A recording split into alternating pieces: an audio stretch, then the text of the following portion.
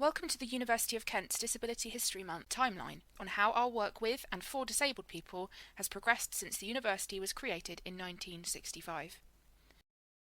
On the 11th of October 1965, the first 500 students arrive at the University of Kent, including Anne Smith, a wheelchair user.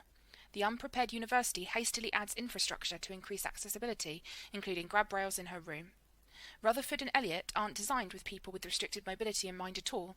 Of Darwin and Keynes, which are still at the design stage, only the latter will be equipped with a lift, ramps, and a few low-level payphones. The Chronically Sick and Disabled Persons Act of 1970 is a breakthrough for disability rights. Local authorities must now provide equal access to educational facilities. This leads to the addition of some disabled parking on campus in 1971. Admissions staff at Kent realise that the Act will result in an increase in the number of disabled people applying to study at the university, and that significant improvements will need to be made to increase accessibility. At the time of its first mention in a prospectus, the admission process for disabled students seemed to be based on the medical model of disability, where the disabled person's body is viewed to be the barrier. The 1975 prospectus admits that many buildings are not accessible to disabled students and emphasises that it is the responsibility of the student to manage their disability whilst at university. It is the role of a medical officer, rather than the estates office, to think about facility accessibility. David Reason, a disabled academic, is appointed the first advisor to disabled students, a role he holds on and off into the mid-1980s. Professor Reason has long advocated for disabled students, including those with hidden disabilities. Eve Wilson, pictured, also acts as an advisor in the 1980s, but later steps down because the workload expected of one staff member becomes unreasonable, owing to the increasing numbers of disabled students at Kent. In his 1983 book, Social Work with Disabled People, Kent alumnus and lecturer Professor Mike Oliver, pictured here in 2018, developed the social model of disability, a new way of thinking after years of a medical model. This now widely accepted idea puts much of the difficulty of being disabled down to societal failure to adapt for disabled people. Professor Oliver leads Kent's MA in Social Work with Disabled People, the very first course in what would later become known as Disability Studies. Throughout the 1980s, there is a sharp increase in the rate at which funding is allocated and works are carried out to increase physical accessibility across campus. Over the course of the decade, funding commitments include outside alterations including road crossings, ramps outside Elliot, the Senate, the Medical Centre and Careers Service, and alterations in the library, Cornwallis and Sports Centre to provide accessible toilets. The Disabled Students Allowance, or DSA, is established to help disabled full-time students cover equipment, non-medical helpers and general costs. However, part-time students will not become eligible for the DSA until 2000. This funding now enables the Student Support and Wellbeing Department to recruit sessional staff to provide study skills tuition, mental health mentoring, and accompaniment to lectures, seminars, and the library.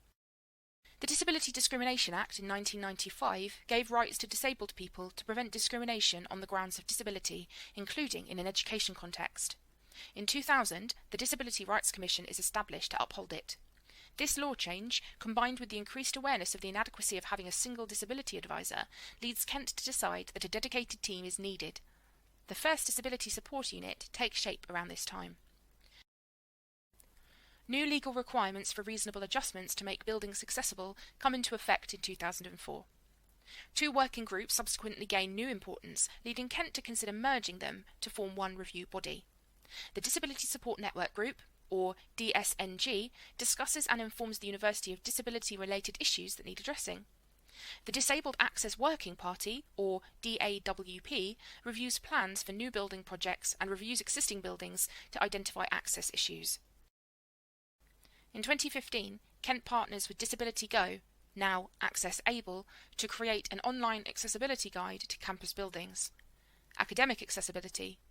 From 2017, the Kent Inclusive Practices, or KIPS, make teaching more accessible by anticipating the needs of disabled students, minimising need for retrospective adjustments, and thereby also improving the learning experience for all Kent students.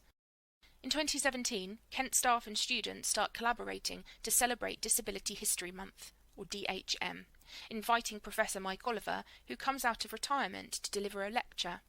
Student Accessibility Network members organise many events and initiatives to raise awareness of disability yearly.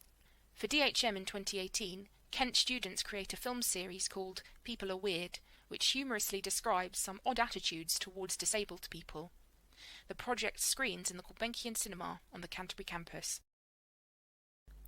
Kent wins a prestigious Times Higher Education Award for outstanding student support, recognising the innovative OPERA project: Opportunity, Productivity, Engagement, Reducing Barriers and Achievement, which pioneers a proactive rather than reactive approach to access requirements. In 2019, Kent continues to lead in this sector through its preparations to satisfy new web regulations. The university partners with local public sector bodies to host the first widely attended Digital Accessibility Conference. Among many notable alumni who have contributed to improving society for people with disabilities this year, Dr. Howard Lester is awarded Doctor of Science for contributions to the provision of accessible information, notably in the NHS and social justice advocacy. Kush Kanodia is awarded Doctor of Science for his career as a disability rights champion and a social entrepreneur. From the mid-2000s, the Disability Support Unit, or DSU, began to broaden its scope to include hidden impairments. Dyslexia was added to the title to make it the DDSU, and mental health provision was slowly incorporated, having previously been the responsibility of the College Masters. In 2011, the DDSU became Student Support and Wellbeing, or SSW, with around 40 full-time and sessional staff. A decade later, in 2022, SSW has grown to over 70 staff. This is where we are today. Now let's shape tomorrow. The future belongs to all of us. Email equalityanddiversity@kent.ac.uk to share your stories, ideas and expertise.